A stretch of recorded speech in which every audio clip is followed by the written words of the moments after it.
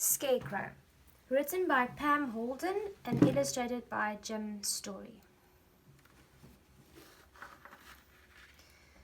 Okay, this is the first page, and let's read. Grandpa was unhappy and worried about his garden was being visited by hungry birds. Every day they flew over his strawberry patch and watched as the berries slowly began to change from green to pink. As soon as they saw any strawberries turning pink, they quickly flew down to pick holes in them. Grandpa asked the children to help him keep the birds away, so that the strawberries had a chance to turn red and become ripe and sweet. "Put your thinking caps on," he told them. "Who can think of a good way to get rid of these birds?"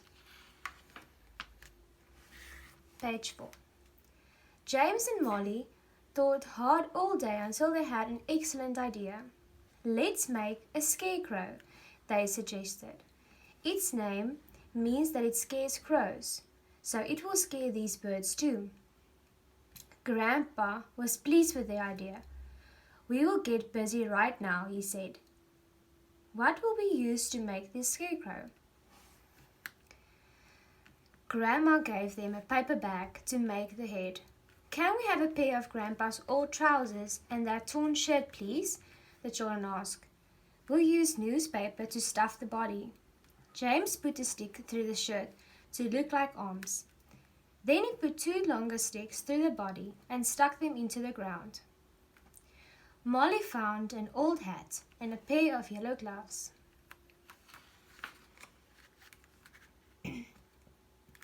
Page 6. When the scarecrow was standing in the garden, the family watched from a window to see what happened. After a while, one bird came flying down near the scarecrow. Then 4 more birds flew down and began to pick at the strawberries, while one even sat on the scarecrow's head.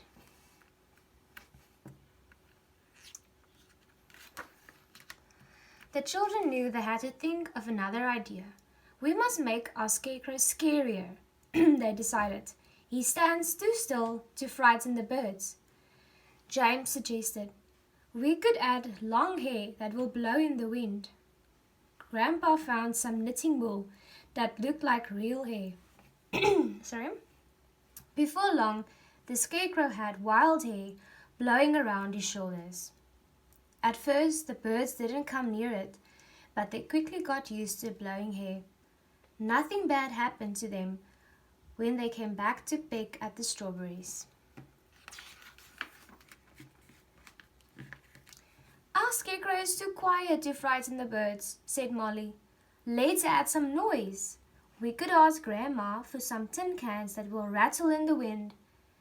Grandpa made holes in the tin cans and helped the children tie them into strings. Soon the scarecrow looked like a tin man with cans hanging from his arms. For a short time, the birds kept away because of the rattling noise from the swinging tins. But before long, they got used to it and came flying back.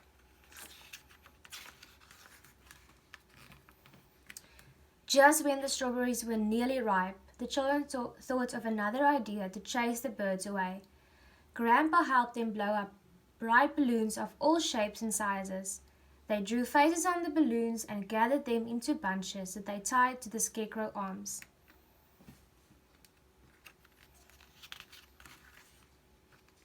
The hungry birds watched the scarecrow carefully from their tree, but they didn't wait long before they came swooping down to finish their meal. Suddenly, one of the balloons popped with a loud bang.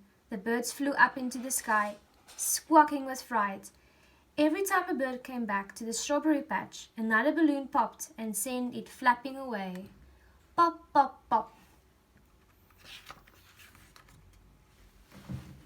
By the time the last balloon popped, the strawberries were perfectly ripe. Grandpa and Grandma and the children had a delicious feast.